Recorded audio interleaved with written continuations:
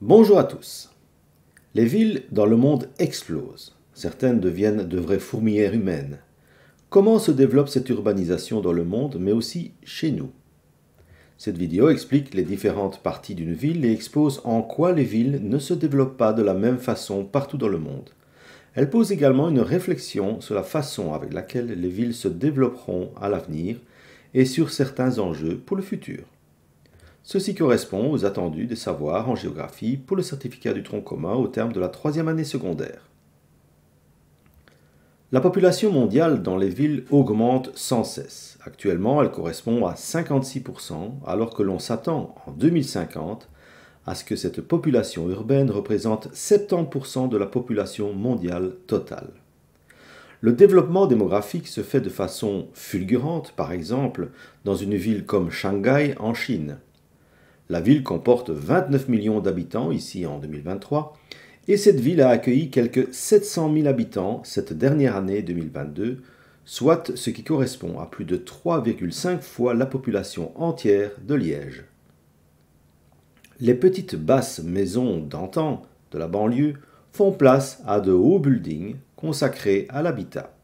Le déploiement urbain se fait donc de façon verticale, avec en conséquence une densité de population locale qui augmente terriblement. La mobilité des citadins, quant à elle, est organisée essentiellement autour des transports en commun, comme le métro par exemple, qui sont utilisés à 80%, même si la voiture prend de plus en plus de place. Comparons maintenant avec New York, comme la plupart des villes aux USA d'ailleurs, où le déploiement se fait de façon horizontale, la périphérie étant au final une succession de banlieues l'une à côté de l'autre, avec beaucoup d'espace. Aux USA, la mobilité est organisée avec prédominance de la voiture à 70% et tout s'articule autour de grands axes routiers construits avec cette configuration horizontale. En Europe, c'est un mixte des modèles américains et asiatiques. Prenons l'exemple de Paris en France.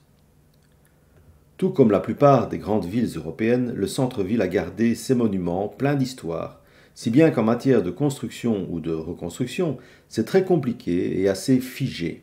Vous voyez d'ailleurs sur la représentation colorée de droite que l'habitat est déjà saturé. En banlieue, vous avez un habitat mixte, avec quand même des immeubles plus ou moins hauts. Et en zone périurbaine, où la démographie peut encore augmenter, l'habitat est aussi mixte, c'est-à-dire maisons et immeubles, tout en gardant des espaces verts. En rappelant aussi que la population de la ville de Paris même, donc située au centre, tend même à diminuer ces derniers temps. Le coût du logement y est certainement pour quelque chose. Donc en Europe, le déploiement urbain est à la fois vertical, sans l'être de trop, et horizontal, et la mobilité est mixte, autant de transports en commun que de voitures. Le tout est de savoir comment cet équilibre va évoluer, notamment à l'égard d'une part de l'attention que l'on doit avoir en matière d'émissions de gaz à effet de serre, et d'autre part, par exemple, de la croissance de l'utilisation de la voiture électrique. Il serait d'ailleurs intéressant d'observer l'urbanisation d'autres villes européennes comme Londres, Berlin, Madrid et Moscou, car vous devez déjà à la base pouvoir les situer sur la carte européenne et voir si les évolutions ont été les mêmes. Un travail à faire seul, en groupe ou en classe peut-être. Comparons maintenant une petite ville européenne, Anu, en Belgique, à deux moments différents. Vous voyez ici une carte aérienne de 2021 en comparaison avec la même vue en 1971, soit 50 ans plus tôt. Le nombre d'habitants est passé de 11 135 à 17 026 sur la période allant de 1970 à 2023. Mettez la vidéo sur pause pour observer cette extension de la ville vers sa périphérie. Voici en détail les changements sur la partie nord de la ville. La population ayant augmenté, on devait prévoir des zones de logement supplémentaires. C'est ce que l'on voit ici avec un nouveau lotissement datant de 1990. C'est une zone agricole qui était aménagée pour pouvoir y laisser construire une centaine de maisons. En 1971, c'était en effet encore une zone agricole. Pour répondre aux besoins des habitants, mais aussi accueillir des magasins de plus grande taille et des supermarchés, une zone commerciale a été également construite petit à petit, également sur une zone agricole.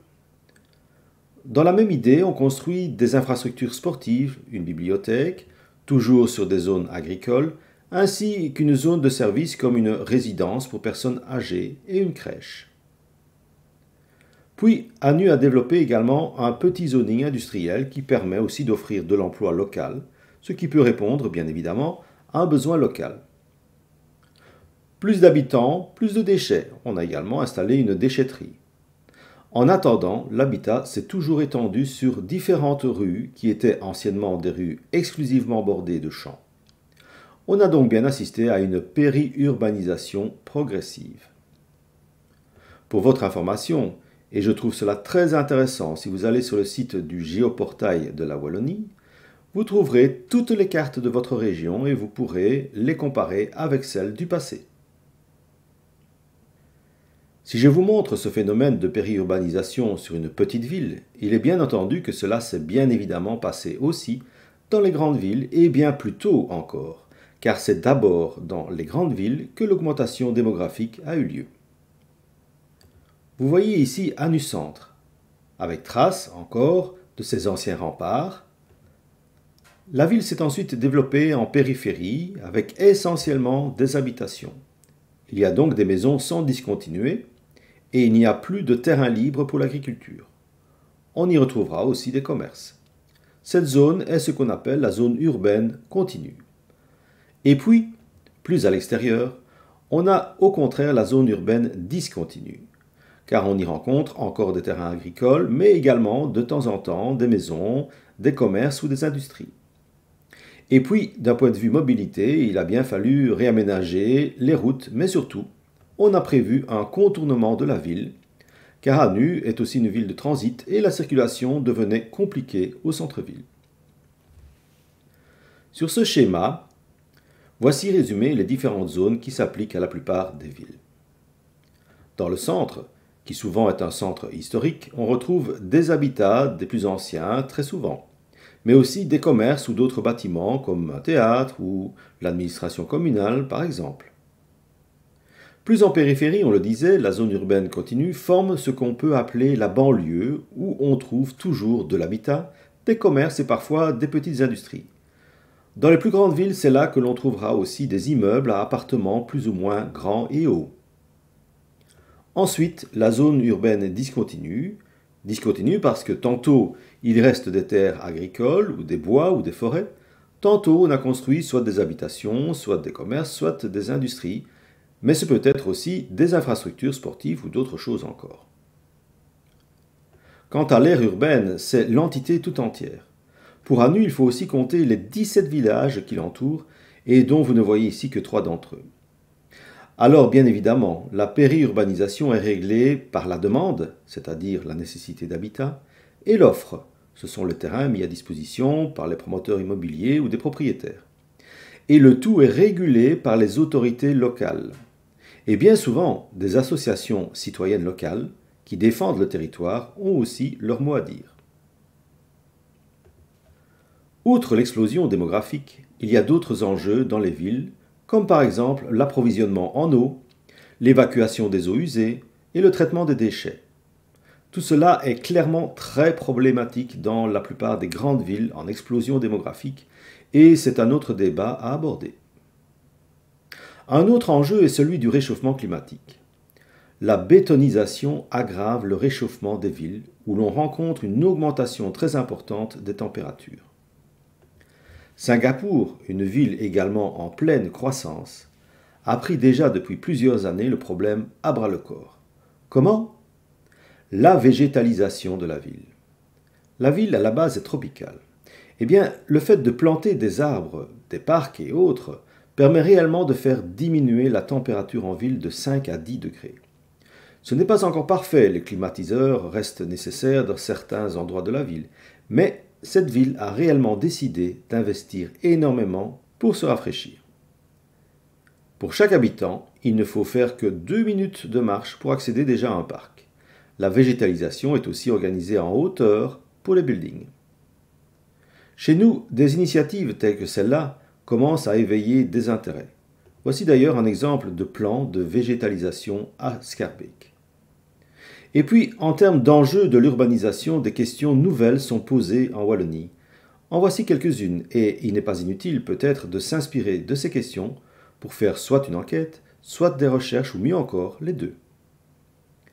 D'abord, faut-il interdire à l'avenir l'urbanisation des terres agricoles, encore libres autour des villes? Ensuite, faut-il interdire la construction de maisons 4 façades qui sont les plus énergivores? Ou encore, faut-il obliger les entreprises à s'installer dans des anciennes usines abandonnées?